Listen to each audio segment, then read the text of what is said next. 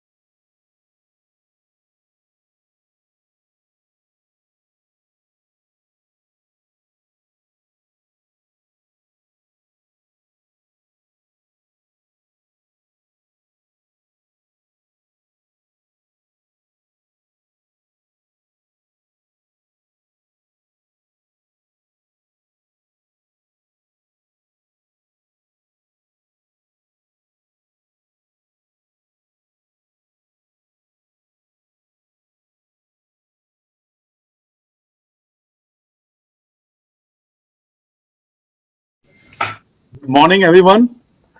Good morning. Thanks for being a part of Morning. our CMMI webinar, where we have been doing a series and we invite administration from the various nations and we listen to them and relate the knowledge sharing. I'll just say some few things about the CMMI. CMMI is a strong professional body, master mariners and nautical officers having more than 3,500 members. They have 15 branches within India and 2 branches overseas, namely in Dubai and Singapore. And we are heading towards Hong Kong now with the help of Captain Vikram, and I've been communicating with Captain Amit Bhargav for the last 6 months. And Amit has stayed with him. He knows him very well. Yeah, So that's a work for you, Amit and Vikram. yeah, that's true. And about the CMI, we not only promote the seafaring knowledge, nautical knowledge, professional things, we also give guidance to the mariners whenever they seek anything. We reach out to them to be a part, to give back to the community, to give back to the seafaring. We take out our 3 manuals in a year.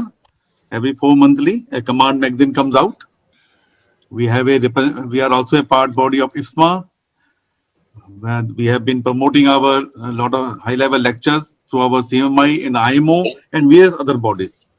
We have been doing various lectures on the master classes on a varied subject. The extra master classes and we have been conducting for the participant. And very recently, the CMMI has started the mentoring session, which has taken a very, very big way. A lot of volunteers have come and they are taking the students under their wing right when he starts his sea career. So each mentor has got 2 or 3 mentees, and that is becoming a very good relationship. So this is something about the CMI. As we go along, a lot of other speakers will be speaking. Something to do about our this thing, do's and don't of the webinar. My humble request, please keep yourself muted. Please keep yourself muted at all the time so that our honorable speakers and in our panel session can be really fruitful and everybody can hear it. Number 2, if you have any questions, there's a chat box. Please put your question in the chat box and put a question mark. You're welcome to put remarks or anything, but if you have a question, a relevant question, put a question for whichever speaker you want and put a question mark. In the question answer session, we will pick up the question and we'll come back. That's all from my side. I welcome you all again, and I invite our master, Captain B.K. Jha, to please address the audience and give the way ahead. Captain B.K. Jha, sir. Thank you. Good afternoon, everybody. Can you hear me? Yes, sir. You're audible. Yes. I welcome all the dignitaries, especially the speakers, Captain Vikram, Mr. Chan, Mr. Anil Devli, and all others who have given the input. How do I forget Captain Bharadwaj? Without his input, wouldn't have been a successful. It was decided long time back. We had an American session, USA, the person coming and explaining what is the system is there, how exactly they are doing it. We had from London, we had from Singapore. Now we are having opportunity to hear from the Hong Kong. I'm sure all these leading nations, maritime leading nation, will teach us something and we will move in that direction. In fact, right in the beginning, when the COVID situation arose, I was wondering that why Hong Kong and Singapore has closed down. Why are they not allowing change? And I think immediately after about 10-15 days, I saw my wish has come true and crew change was allowed. So it's always advance taking. Maybe I have no idea. Crew was taken from there and we also started crew change. And It was thanks to Director General of Shipping and all associated people, Cosma, Masa, everybody. So thank you very much. Leading it, I sincerely look forward how to do the registry of the ship, how exactly you handle the crew, how do you handle the various CBA. I look forward for listening, especially from these two dignitaries. I will not take much time. Thank you very much. Just a small reminder for Captain Vikram, you need to do something more. Point taken. Yes, we will follow up after the webinar. Yes, yes, that's right. Right. Thank you very much. Captain Costa, you can take over. So would you like to say something about mentoring? Well, I wanted to say something about mentoring, but the Captain Basin has already talked about everything. This was a system when we were a cadet. We had a senior cadet. We had a cadet ship, about 10 or 12 cadet ships we had in Shipping Corporation of India, where no crew, only the 15 or 20 cadets, senior cadets was given a duty of cadet captain. So when I learned from there, came out from there, today we are holding the responsible position in the shipping. I thought, why not to part this information, this knowledge to them directly? Because what senior gives the knowledge to junior, that remains forever. What you learn from the book or from a teacher, it remains for not so long. Very, very small thing, like wearing a uniform on the ship. It used to be pride. We must wear the uniform, and when you wear the uniform and put the applet, you feel you do not belong to this category of people, you are something different, various. So that thought, that idea was there. And when I talked to some of the people, they felt, yes, it is necessary because training institutes are training whatever they can do, whatever they have a requirement as per the STCW requirement or DG guidelines, they are doing their best. But the finer points are missing. So that's one of the reasons we discussed among ourselves. Captain Bharadwaj was one of the pillars. Captain Costa, all wardens, Captain Sharma.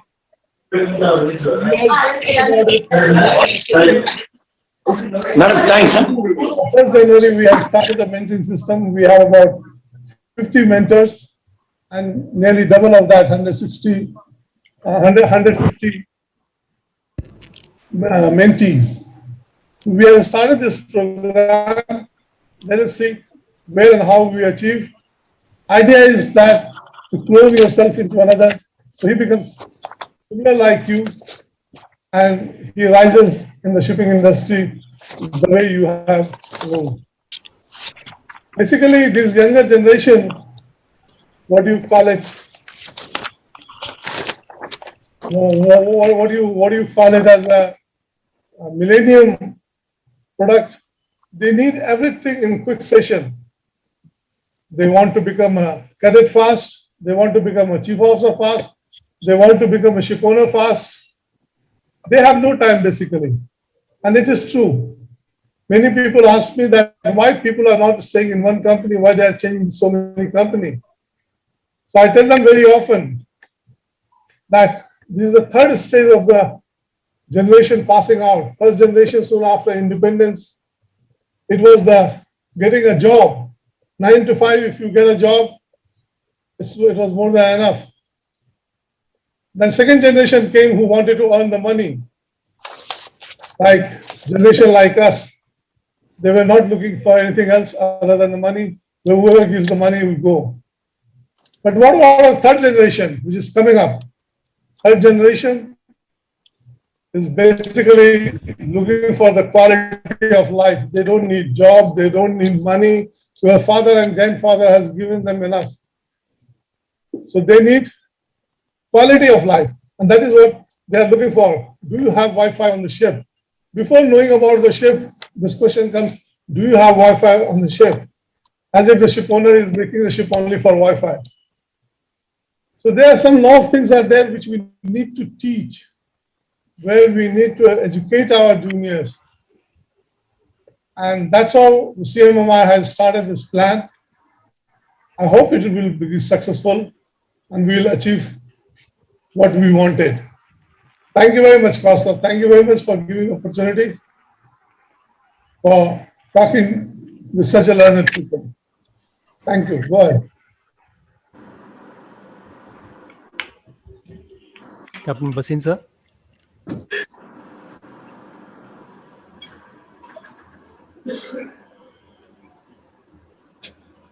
Captain Basin? Yeah, thank you, sir. Thank you very much. I think I will just give it to Sasi. Sasi, you are supposed to take it over Yes, now. sir. Yes, sir. Okay, sir. Now we will request Captain S. Bharadwaj, Warden of the CMMI, to please introduce the panelists. Thank you, Captain Sasi. My pleasure to be introducing this elite panel here with us today. We have Mr. C. Yen Chan, and he is the General Manager of the Ship Registration and Quality Branch of Hong Kong Marine Department. He is a naval architect. He has worked in various marine sectors, which include ship repairs and construction. He has been with class. He has been with the ship management, and now he is very much with the Hong Kong Marine Department. Gentlemen, his responsibility, very interesting. On one hand, he ensures the safety quality of the Hong Kong registered fleet, which is currently standing at some 2,600 ships. He sees to it that this quality is maintained above the world average by the owners and managers. And at the same time, he also has to attract quality owners and operators to register their ships with the Hong Kong Shipping Register on the other. And we all know Hong Kong flag is one of the largest and the best flag. So we have a lot to hear from you, Mr. Jan. Welcome. Thank you so much. It's my honor. We also have here with us today Captain Vikram Dhingra, and he is the General Manager Marine with Pacific Basin, Hong Kong. Pacific Basin, gentlemen, is the world's largest handy-size owner and operator, and is headquartered in Hong Kong.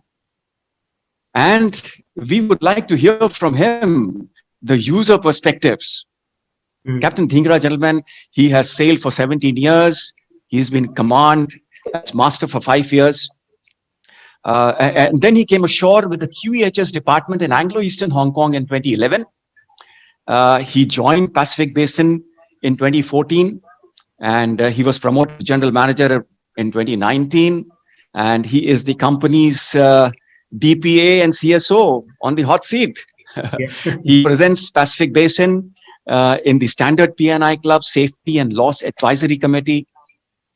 He is also the member on Hong Kong Fleet Operations Advisory Committee, and also on the Hong Kong Shipowners Association Marine Committee.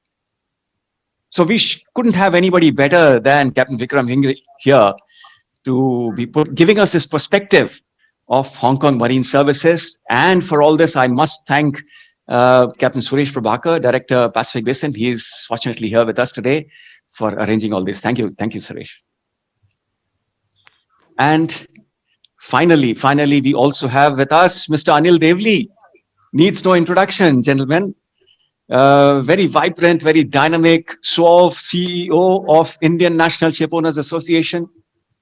He is probably the biggest stakeholder for us all here, going by what is going to be deliberated in the webinar today.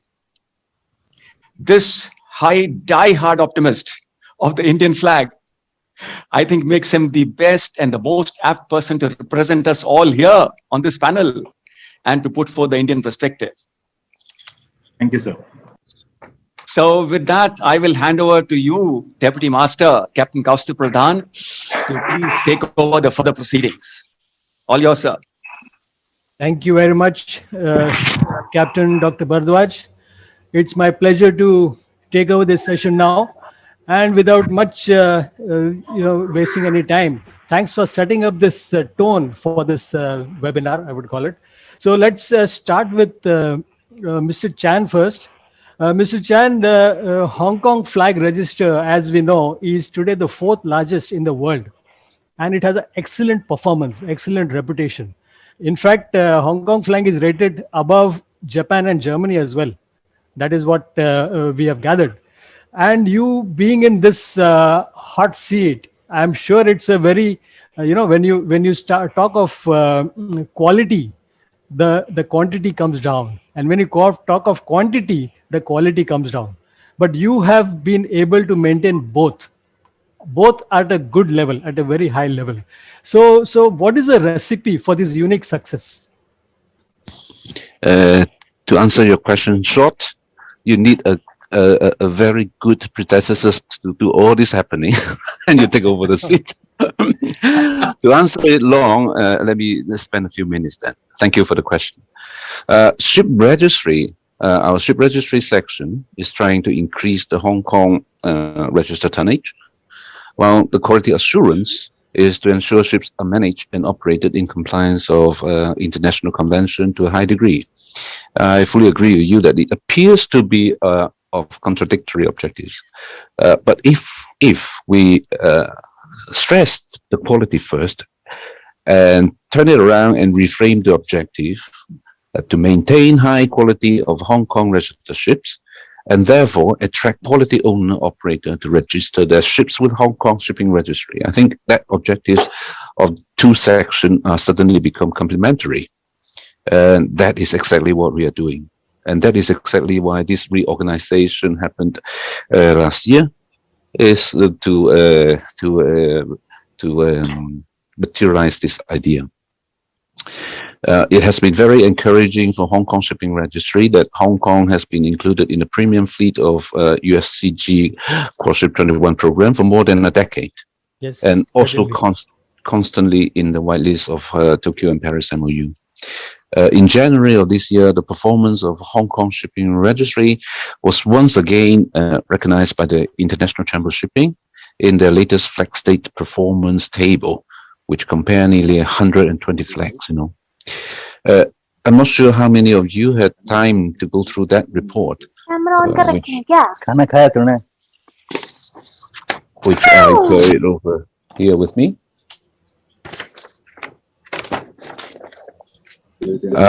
But I think it's worthwhile for me to spend a few minutes just here to quickly go through the consideration behind this comparison, because these are the things that, as a flag administration, we are doing very hard to achieve.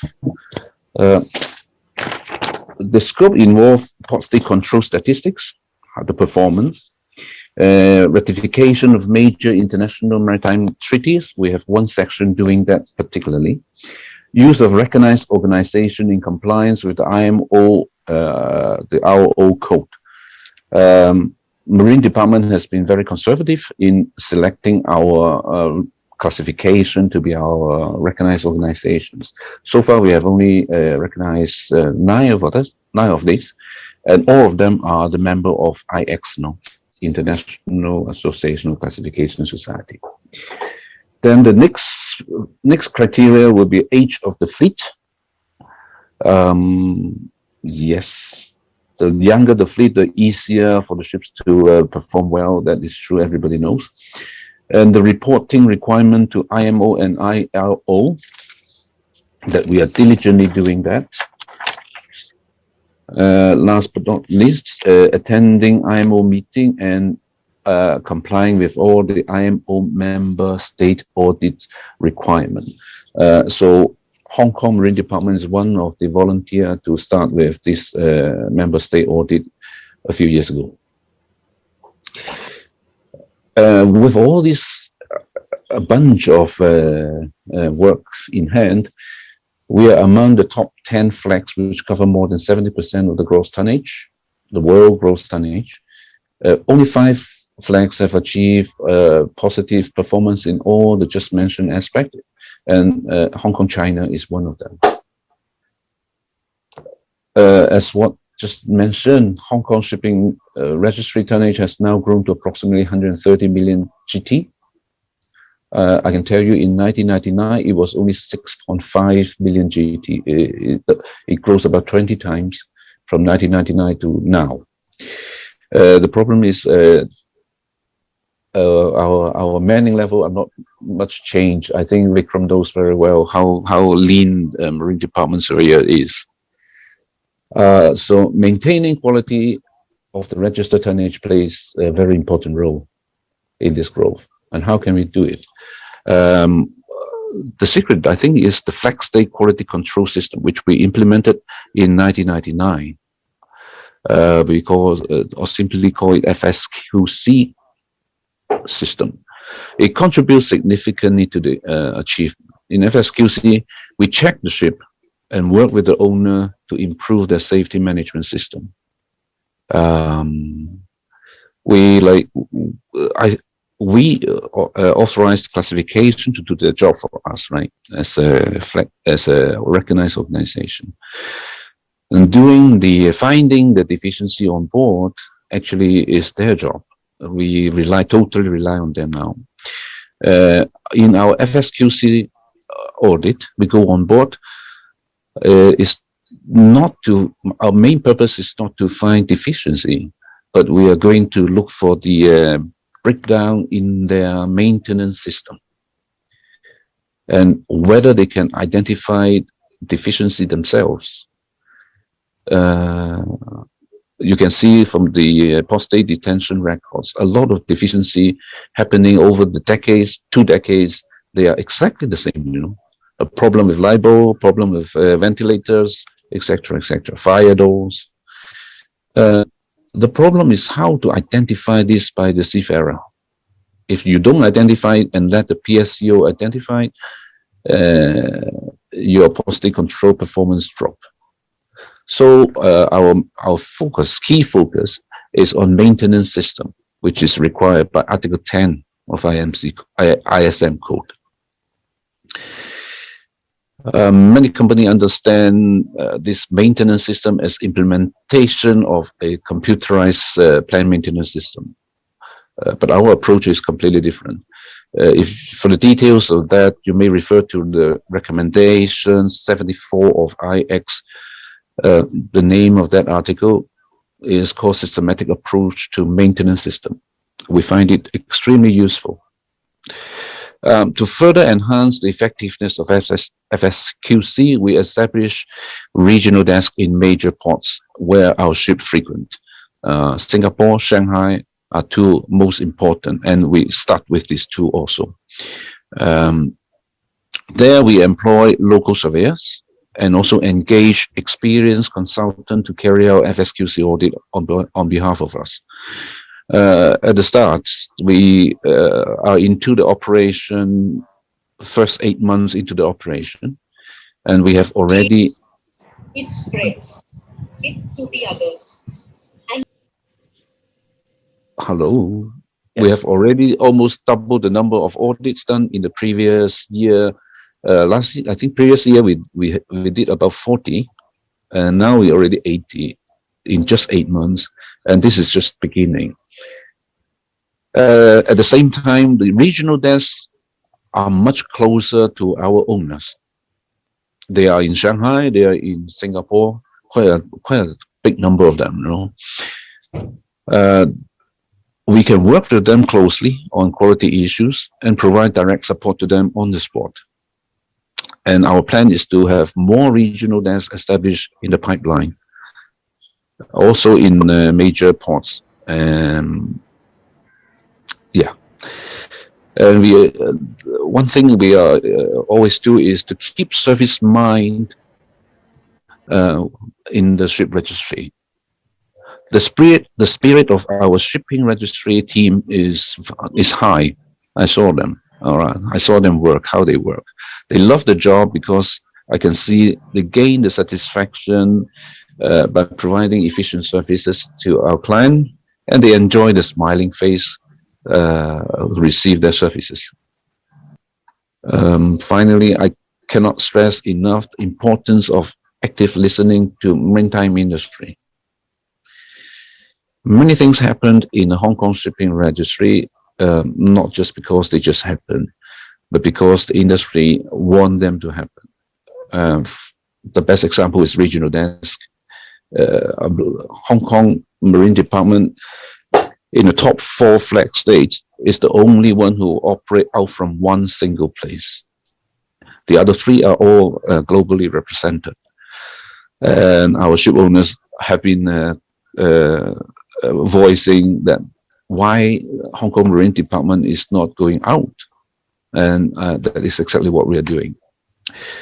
So also, our government actively implement measures to facilitate business operation in the maritime industry. For instance, last year, legislation was amended to provide profit tax relief to qualified ship leaser. So that is the leasing market that our government is looking to lubricate. In summing up, I think it is important to continuously improve our service to meet the ever-increasing expectation from the maritime industry. And there is a old saying that I always tell myself, I would like to share with you. I say, if you keep doing what you're doing, you just get what you are getting. Thank you very much. Thank you, Captain Chan. That was quite enlightening. And Captain Chan, we'll get back to you a little later. There are some questions coming up in our chat box. We'll come back to that a little later. Let me first ask a few questions to Captain Vikram Dhingra. Captain Dhingra, the General Manager of the Pacific Basin Shipping, Hong Kong Limited. Captain Vikram Dhingra. So Captain Vikram, Pacific Basin is headquartered in Hong Kong, and it's a listed company over there. So it is the world's largest, I would call it a Handymax size owner operator, where you have more than 200 owned vessels. So what are the unique advantages which you have in Hong Kong, which keeps you in Hong Kong? Yeah, thank you, Captain Bharadwaj, for this question, and it's our pleasure to join this webinar. Coming to your question now, why Pacific Basin is in Hong Kong and what are the advantages? So let me give you some background, when Pacific Basin was established. So we go way back in 1987 when there was economic boom in Hong Kong. That's the time the Pacific Basin Limited was set up, established by a couple of investors in Hong Kong.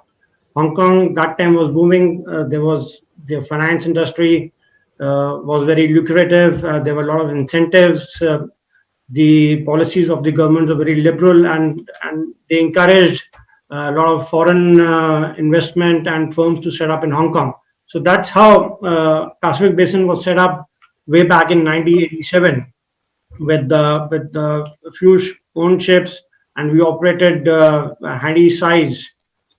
Then gradually, as we set up our offices with the economic boom, the Pacific Basin started growing.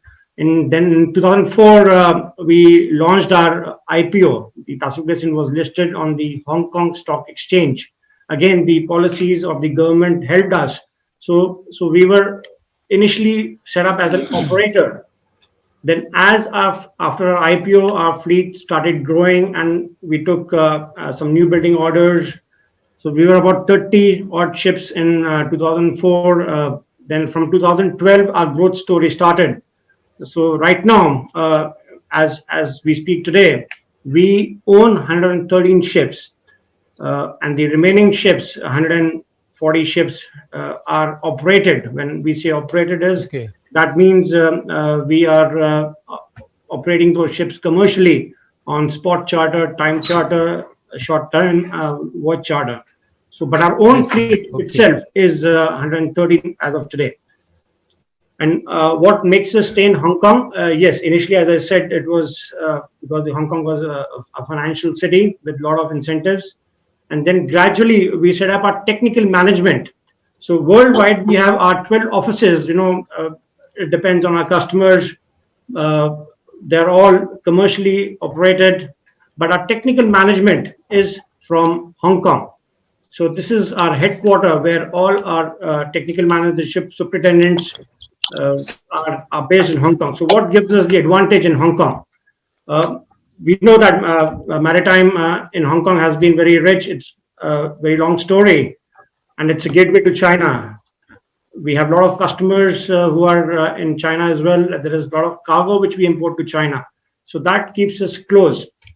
From the technical point of view, our ships are manned by Chinese seafarers and Filipino seafarers mainly. Of course, we have other nationalities like Ukrainians, Russians, and some Indians as well, very recently. So that keeps us very close to Hong Kong. Then we are very close to we have our manning offices in Dalian, and training centers in Philippines. So that regional advantage is there when you're in Hong Kong. And then it comes to a dry docking. Most of our ships are dry docking in China. So that gives us another added advantage that our ship managers, superintendents are able to travel and oversee ships. So we are very close to China. So that is one of the, again, biggest advantage why we are still in Hong Kong. And you heard Mr. Chan that our ships are all registered in Hong Kong.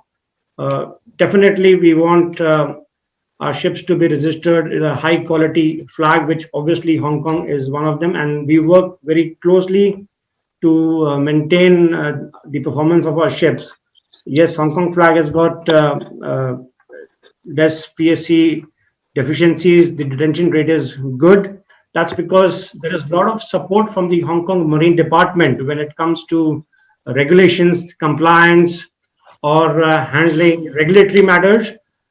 In fact, every year, Madhav is visiting our office to brief us on our performance, when it comes to port state and how we could improve, so that analysis is done together with the Marine Department, that there is a lot of synergy and involvement of the Marine Department with the companies, which is very good. They're visiting the companies and discussing what we could do better to, maintain the condition of our ships and, the performance. So those are some factors. Also, there is a big industry, service industry in Hong Kong. Being ship owners, as I said, our crew are mainly Chinese, Filipino. We have few Hong Kong seafarers as well, but Hong Kong mainly is not a seafaring nation, when it comes to seafaring.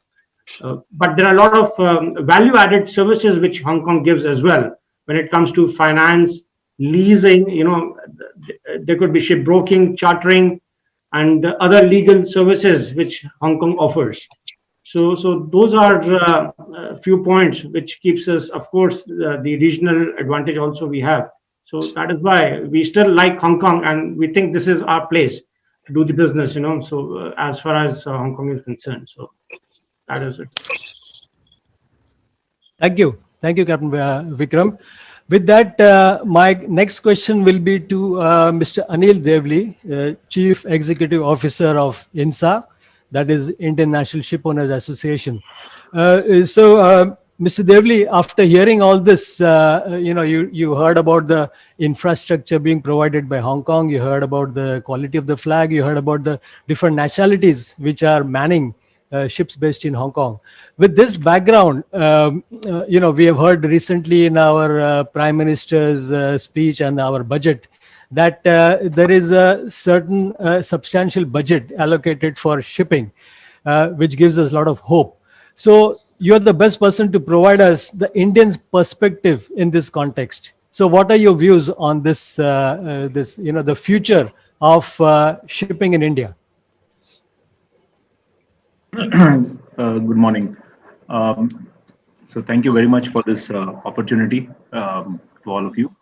I'll jump straight into the question. As Dr. Bharadwaj, described me, I am an eternal optimist. So asking me a question as to what do you look at in the future, from me, you'll only get a positive answer. To me, every day. That's good. We look up to that. Yeah, every day. So I've been doing this now for almost 11 years now. And one thing is for certain, that as a very senior bureaucrat who all of you know told me in my very beginning days, that with the government, you have to keep on going on. And when you keep on going on, things happen. So, so straight off from the bat, I think there is hope. As we were speaking at the beginning of, before we began the webinar, we have in our midst today a Director General of Shipping who has been around for the past 6 or 7 years now. He was our additional DG and now our DG. So somebody who understands long term what the business requires.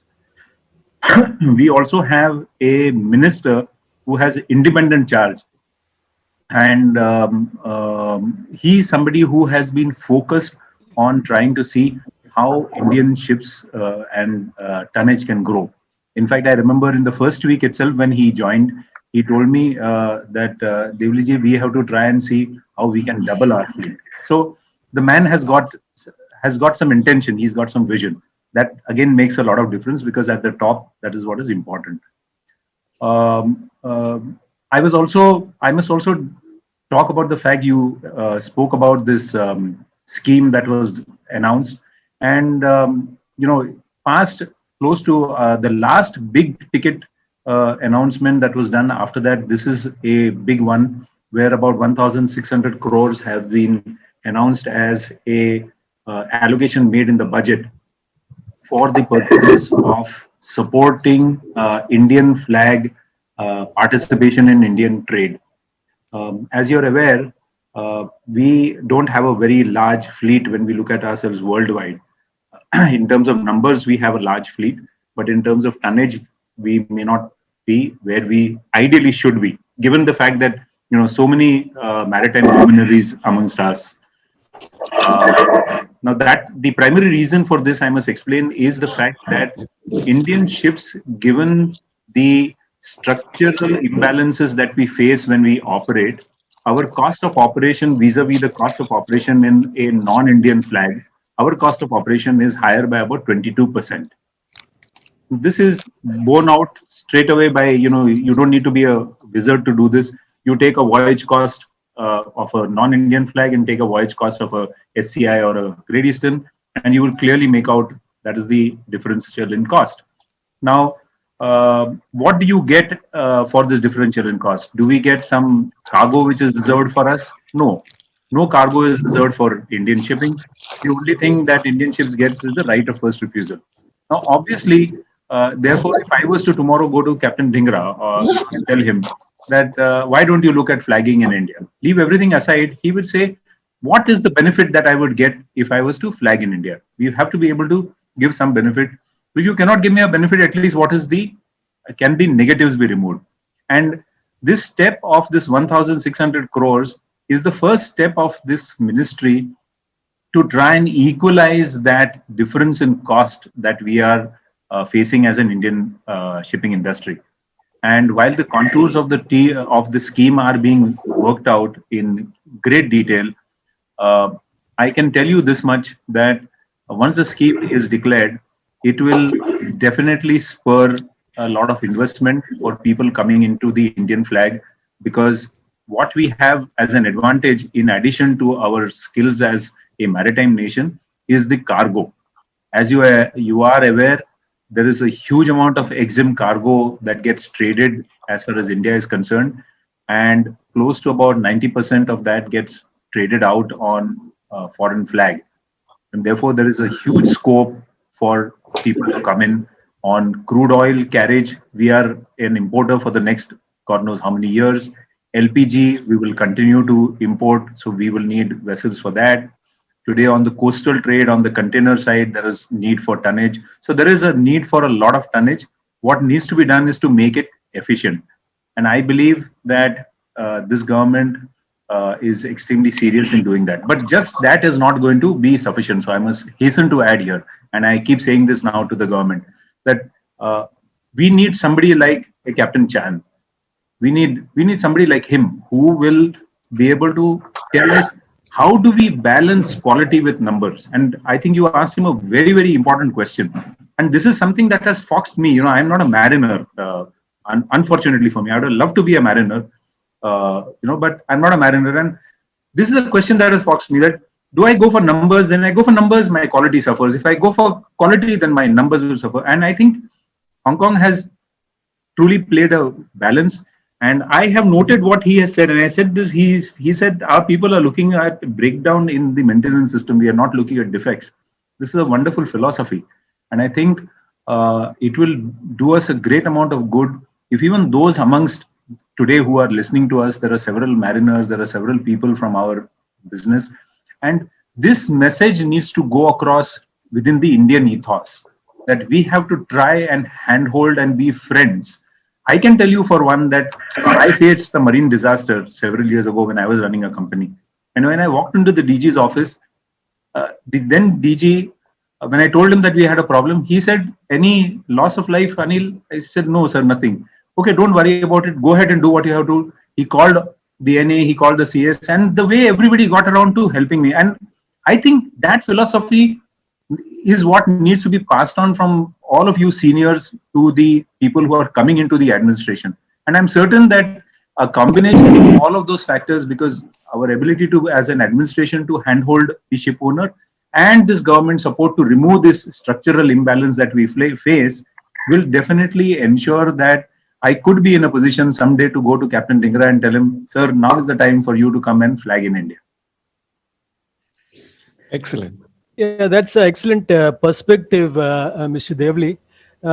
Going back to Mr. Chan, sir, now that we have so many ships already registered, if we want to register a ship in Hong Kong, how do we go about it? Is it necessary to have a representative office in Hong Kong?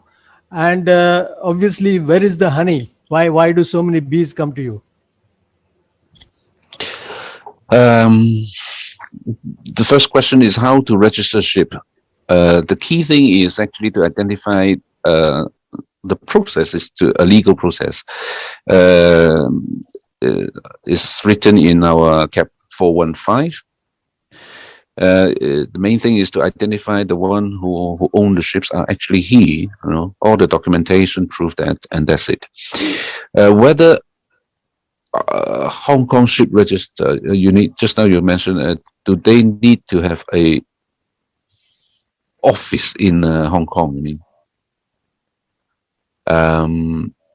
The answer is no.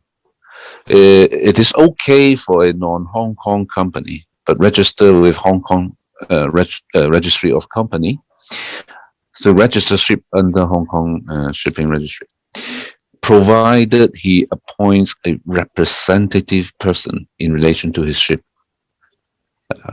A representative person is a body incorporated in Hong Kong, engaged in the business of managing or acting as an agent for the ship. The reason for that is the ITF requirement. We have to satisfy the ITF requirement, the genuine linkage between the ship and the beneficial owner. So for that reason, we can allow company outside Hong Kong register in Hong Kong and with a representative person.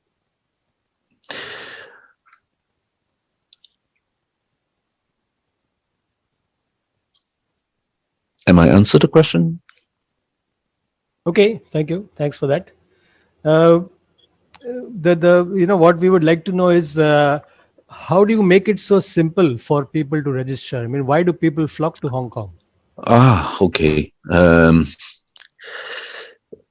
Well, we are a government, so I won't say we make it easy because we have to comply with all the procedures, government procedure.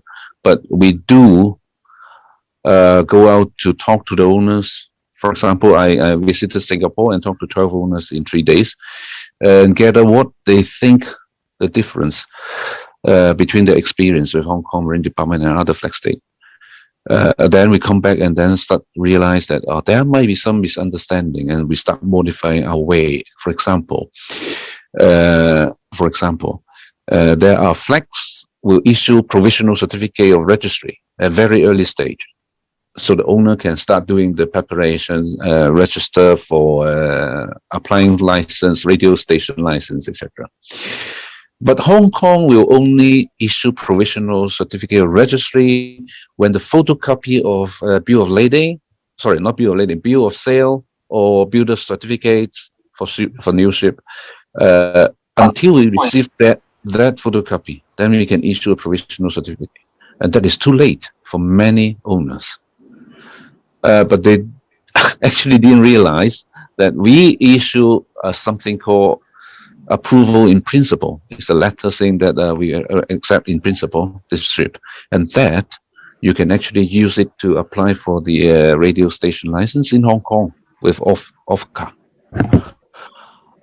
So these are some things that we are actually doing the same, but the instrument have a little bit difference that need to be ironed out, and we issue. That's why we issue handbooks and guidelines for our user in ship registration activities. And for your information, the KPI of issuing a certificate of registry with us is only 2 hours after receiving all the correct documents. That's amazing. So, absolutely amazing. So we are working to a very tight margin ourselves. We are also constantly looking way to simplify our application form. For example, sometimes I suddenly realized actually last week we found out that a certificate require the owner to fill in a lot of ship's details. In fact, an IMO number will do everything. The rest of the information we can find ourselves in our system. So we are doing this kind of constantly looking at things that we can do it faster and simpler. And last but not least, to establish a one-stop portal for all kinds of application in relation to ship registration. We're thinking of assisting with intelligent guidance so that they know exactly what they are submitting would be a good idea to move ahead. And we are actually working on these projects now. Thank you. Thank you very much, Mr. Chan. We all know that this is an endless subject and we can go on and on. Mr. Devli, Captain Dhingra as well. So there are a lot of questions coming up in our, the chat box. So I would request Captain Basin, our Secretary General, to take up a few questions from the chat box so that we can move ahead in this event. Captain Basin, sir. Thank you, Captain Pradhan. It was really wonderful listening to Mr. Chan, Mr. Dhingra, Mr. Anil Devli, all renowned speakers, well-known personalities. A lot of things when they spoke were correlated to each other. And the questions which have come on the chat, partially already answered, but I will take up. So the first question is from Dr. Bhardwaj from Mr. Chan. Sir, who can register in Hong Kong? Do they have to be the citizen of Hong Kong? Definitely, a citizen is one of the candidates. We are talking about three kinds of people. One is the citizen with Hong Kong ID and reside in Hong Kong. The other one is a corporation incorporated in Hong Kong. And the third one is incorporated outside, but appoint a local representative, the representative person we call, in Hong Kong. Thank you, sir. The other question came from Captain S. Nandakumar, related to Captain Bhardwaj's question. He says, what are the tonnage taxes for registering ships compared to other flags? In case you have some kind of a matrix or comparison. I did some calculation with Excel spreadsheet, but I can't show it here. I can tell you Hong Kong is neither the top nor the bottom. We are almost in the middle. Very well, sir. Then there's a question from Mr. But I want Yes. to add one more thing. Yes, sir. Hong Kong, we do not charge a single cent for our FSQC audit. We go on board at our own cost. We establish office outside, we employ people, we engage consultant, all at own cost.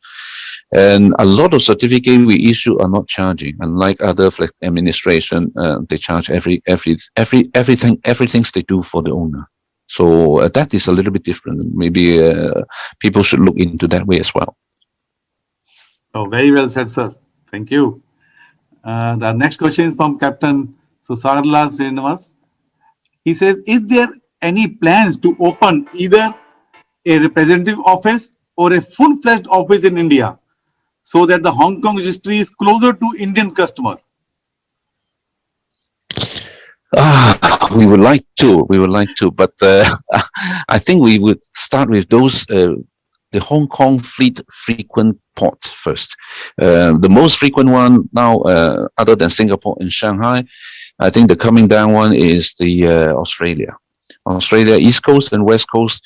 A lot of well, let me explain. About 70% of the owner of Hong Kong fleet have their office in Asia or China. Asia means Southeast Asia in that sense. And in 2019, we have a statistic of port of call of all the Hong Kong fleet ships. And again, 70% of them are calling Southeast Asia, Australia, and China. So I can say that unfortunately, the center of gravity is a little bit on this side of the world. So we have to cater for all this key area first before we move on to other area, including India, which is an extremely nice place to be, because I would see the next 10 years, 20 years, India will be growing at a tremendous speed. Thank you, sir. The next question is from Synergistic Solution. That is from Mr. Anil Devli, sir. What we can do to get Indian Nautical Department involved more actively in decision making regarding ISM audits, surveys, and PSC inspection? A long one for you, Mr. Anil. So before, it's another thing that I've learned from my seniors: before you look somewhere else, look within. Within INSA, we have embarked on a program internally, which is currently headed by Mr. Subbarao, who's the DMD at Sanmar Shipping, where we are trying to make some self efforts to improve quality and achieve a standard. So the first thing I have to say is that if I want somebody to trust me, then I have to make myself such that the person trusts me. So that is a program that INSA has embarked upon for its own members. It's a voluntary program, but we are embarked on that. To answer specifically the question of the nautical department getting involved in decision making regarding these audits, I think this is something that is part of the Indian system, where someone sitting in a position of power on the government side always faces the danger of being told that his decision making is skewed one way or the other. Several times I also see on various chat groups that if government officers take a decision, we damn them. If they don't take a decision, we damn them. So where does the poor guy go? And the last most important thing I will say to this is, I am being aware that I'm speaking at a CMMI forum. The nautical department is full of master mariners. So an idea came to my mind: why not does CMMI, while you're doing this mentoring and all of these things, why can't CMMI take it upon themselves? Senior people, all of you, there are so many senior people here, so many people with international experience, to engage with our nautical department and try and communicate and give out those habits, those good methods by which our nautical department can get better at what they are doing. So I would think that CMMI may consider taking up such a project whereby they engage, even if informally, so that in the long run, all of us can get better at this. Thank you, sir. Thank you very much. Yeah, Captain Jha, sir. I'll just answer it. Thank you. And then it was really, you said the word from our mouth. We are assisting the Director General of Shipping in many factors. Even the external examiners, we are helping and whenever it is needed. But this is a very good idea. We are not registered RO, which I have tried my best to get it in the RO so that the CMI can play an active role. So probably I will start once again, and we apply for a RO so that we can carry out these activities. What do you say? PSC, ISO, ISM audit, and things like that. So let's see how we move. But just for your information, we are assisting the Director General of Shipping in many ways. But this part was left over when we had applied, and I had a talk with RPSL audit, but that also did not work due to some reason. But if it is needed, even not if needed, we are ready to conduct and do it. Anything what the industry wants it. Thank you. Thank you. Thank you, Captain Jha, sir. Very well put. Yes, indeed, CMMI has been in a forefront to assist the administration, the nautical wing, in a big way, sir. And as Mr. Devli has said and Captain Jha has stated, we look forward to this field too. And maybe we'll take Mr. Devli along with us to impress upon the administration. Okay, sir, we move on. Captain Dhingra, sir, Mr. P.P. Singh has a question for you. Sure. He says, where is your commercial office for chartering? Correct. Okay. Now, as I said, the technical management is based in Hong Kong, but apart from that, we operate commercially from 12 other locations. I mean, we are all over the world, starting from Hong Kong, we have offices in Tokyo, then in Australia, Melbourne, Auckland, Durban, then going to Americas. We have it in Santiago, Rio de Janeiro, Stamford, Vancouver. So those are our commercial offices. So our customers are worldwide because we are trading worldwide. So that is why we are strategically located all over the world. Thank you, sir. Thank you. I will quickly go to a question. I get a alarm from Captain Pradhan to pick up. Okay, Mr. Anil Devli has a question from Mr. Chan. Though you answer partly, but I will take the question. Taking a day zero, the day a ship owner submits documents, how many days does it take to get a provisional registry? And thereafter, the final certificate of registry? Mr. Chan. The provisional certificate is almost the same as the final certificate, because we are talking about if you cannot deliver the original bill of sale or bill of cert to us, you give us a photocopy of that, and we can issue the provisional. Also, it's almost the same. Unlike as what I mentioned earlier, it's unlike other flag state. They use provisional certificate as a very, very much early document in accepting the ship in principle into their registry. And Marine Department, we use AIP, approval in principle, is also equivalent to a provisional certificate. And I would say that for that one, once you finish your application form with submission of document which are in principle agreeable, that AIP will be issued very, very, very soon. And it depends on how quickly the documents are being submitted. And also whether it's a new building or an existing ship. I would say existing ship, the time frame would be very, very short. On the contrary, for new building, you apply for a registration. It takes maybe 1.5 years or sometimes 1 year to complete the ship construction, and in between, a lot of time are idling for ship registration purposes, activities. Thank you, sir. Right, sir. Actually, in the same spirit, there's a question from Bhardwaj. He says Hong Kong does the pre-registry inspection before approving an owner for the registering a ship. That is correct. And you mentioned that in the case of a new building, of course, it does take a long time. What about the second-hand ship? If the ship is changing the registry, how long it will take? Okay. Second-hand ship, we have two situations. One, Some flag administration, they outright saying that any ship more than 15 years old, we are not going to accept it. But Marine Department, we do not. We rely on a system called PRQC, similar to FSQC, but it is an inspection on a ship which is not belong to Hong Kong flag yet. So we call pre-registration quality control.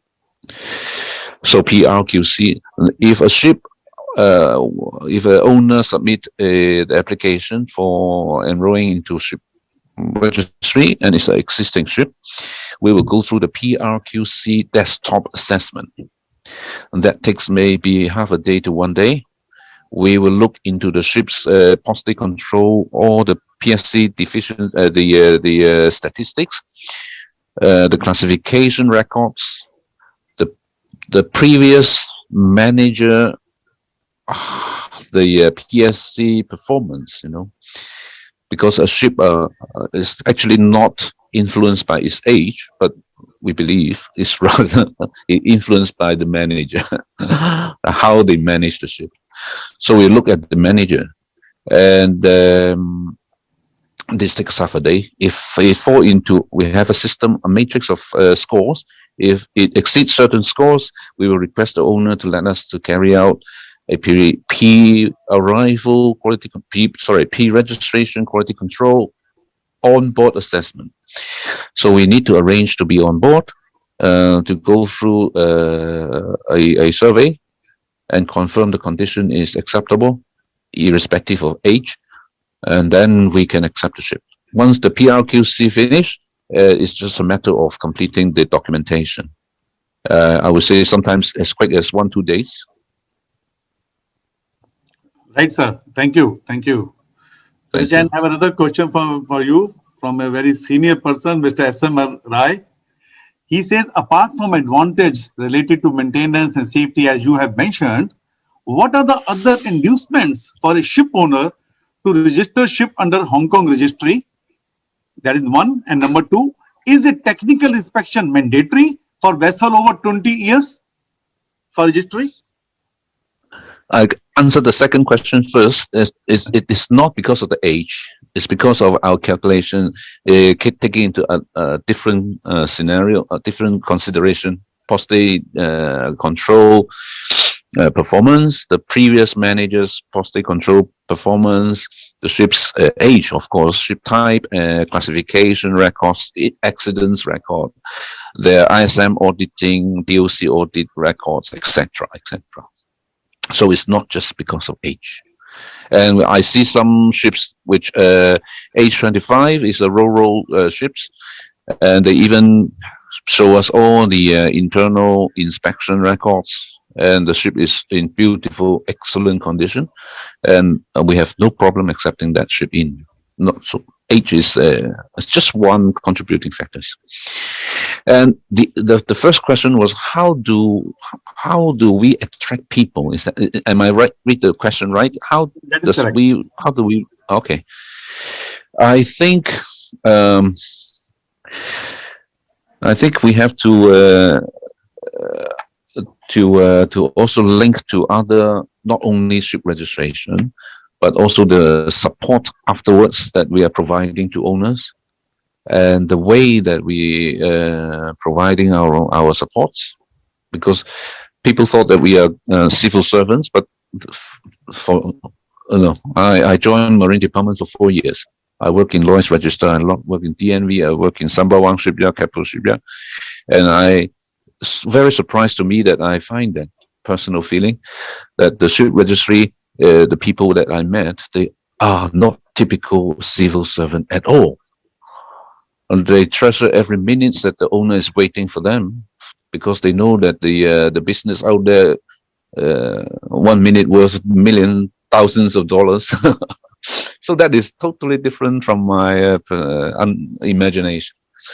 So they are, just now I mentioned, they are extremely high in spirit, and they enjoy working with the owners and providing efficient services. And of course, Hong Kong registered ships also enjoy other benefits like 30% of preferential tax in China ports.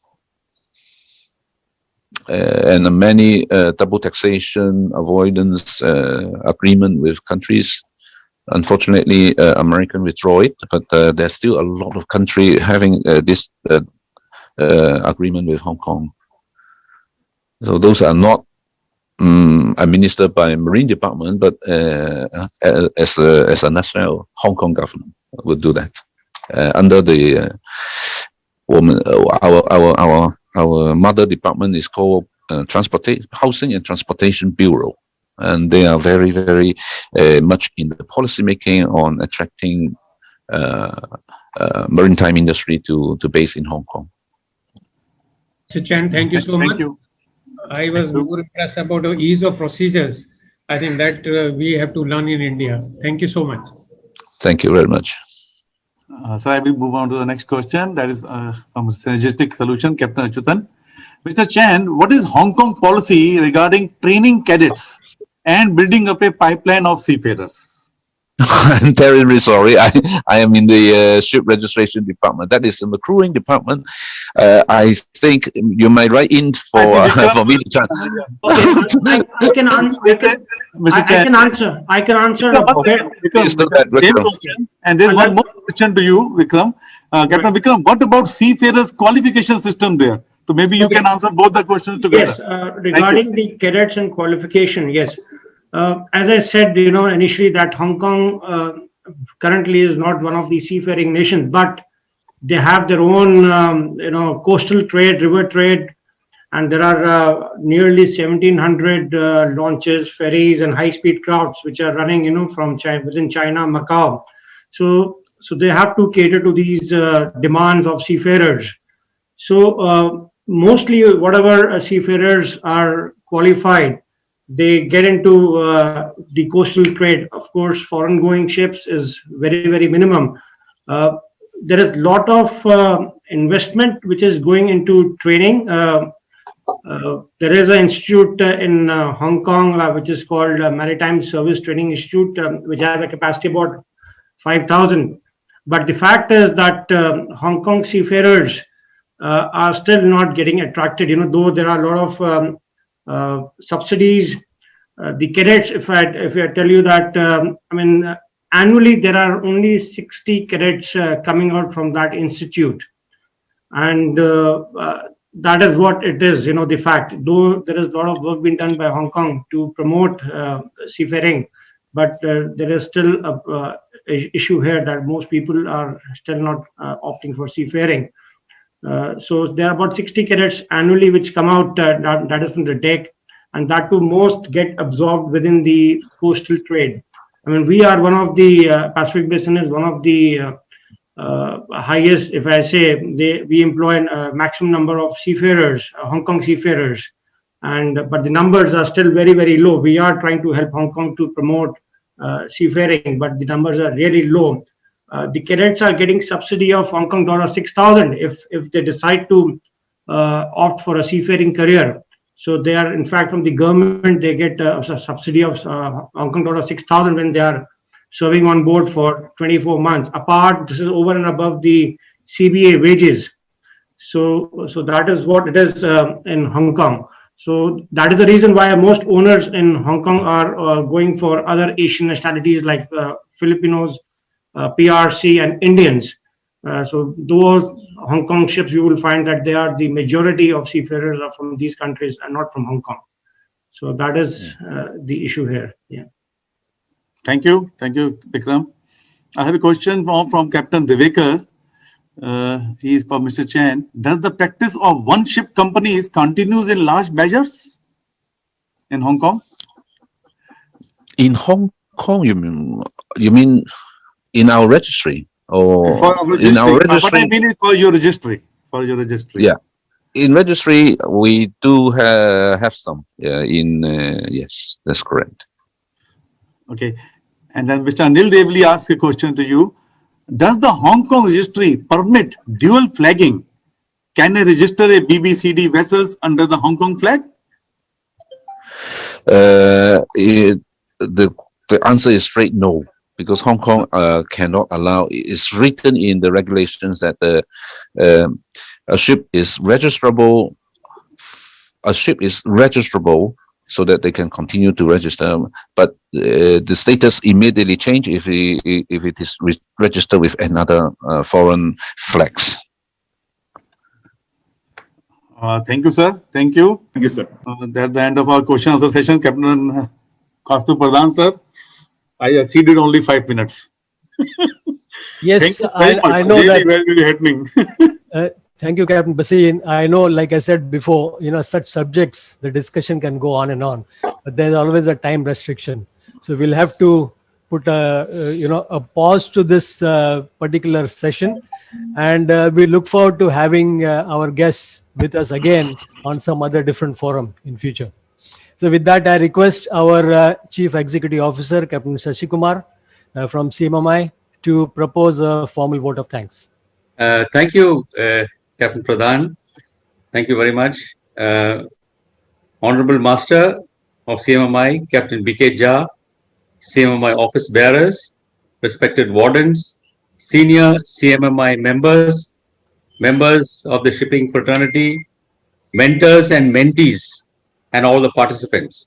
It's my privilege to propose the vote of thanks.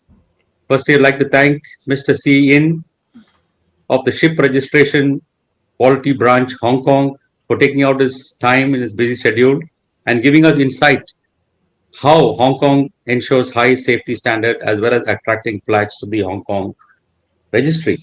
And also for taking up all the questions very well. Thank you, sir. I would like to thank Captain Vikram of Pacific Basin, who gave us insights on the operation of manpower as the world's largest handy-sized owner headquartered in Hong Kong. Thank you very much, Vikram, sir. Thank you. I would like to thank Mr. Anil Devli, CEO, INSA, for participating in today's CMI webinar and giving us insights into the recently announced budget, making categorical reference to the subsidy for the Indian flagship. And I would like to thank him in the way he has answered everybody in his usual flair. Thank you very much, sir. I would like to specially thank Dr. Captain Bharadwaj, CMI Warden, for arranging the speakers and also introducing them. Thank you, sir. I would like to thank the media, Marex, C-Job, Bandarkar Shipping, Sailor Today, Saga Sandesh, Maritime Destination. A special thanks to Captain Nangia for Sailor Today YouTube. Thank you, sir. No program can be more successful with a single person. So I extend a big thanks to Master for his encouragement, Captain Pradhan for his usual overall support, and thank you once again for moderating the panel discussion very well. Captain Basin, Secretary General, for welcoming the participant, and as usual, skillfully conducting the Q&A in his usual flair. Our office staff, Sudhir Palkar. Last but not the least, we thank each and every participant without whom our webinar would not have been possible. Thank you all. Thank you. Thank you. Just announce Indian Summit from the 2nd to 4th to do the registration. To this meeting, I will also announce everyone to please, India is hosting Maritime India Summit 2021. So I reach out to each and everyone, especially Mr. Chen, Captain Dhingra, the overseas, please, in the MIS 2021 Summit, go to the links we can provide. I will request Sasi to please send out to all the people. We have been sending it to all members. Sure, sir. This will showcase, it is a big forum on the 2nd to 4th March. It's a virtual summit.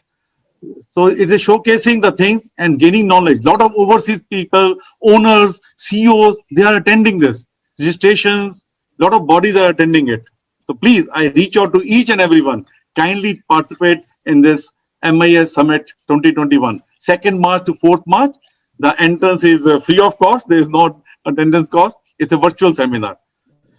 Vikram, I also request you in Hong Kong, you please spread the word. Please get Mr. Chan into the virtual seminar.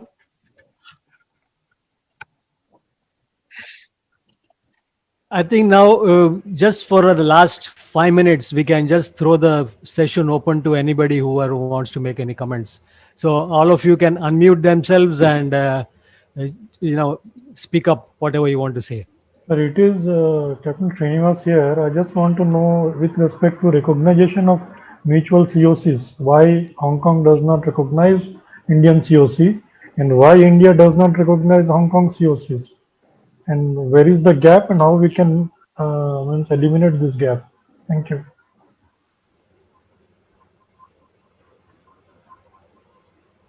Not so sure if anybody is there from the Indian administration on this. Maybe these are the bilateral issues, not the forum, I would say that. But the question is very relevant. There was a similar type of question.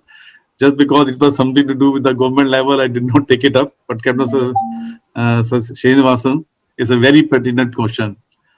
Maybe I can answer that. I can tell you that these are, as Captain Basin has said, these are bilateral issues between countries. So, and it's not such an easy thing, to happen overnight. I'm sure that both the governments are working on it, and it will happen.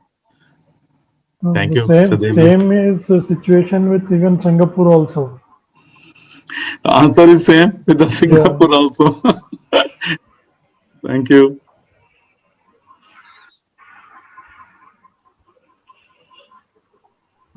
We can close down. Yeah, I don't think anybody else has anything. So let's close this session.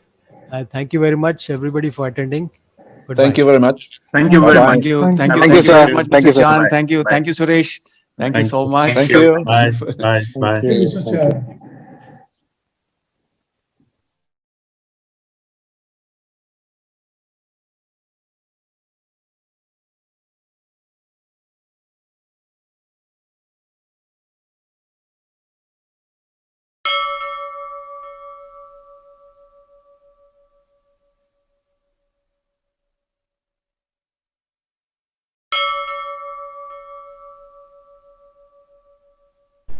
Thanks for watching. See you next time. Bye for now.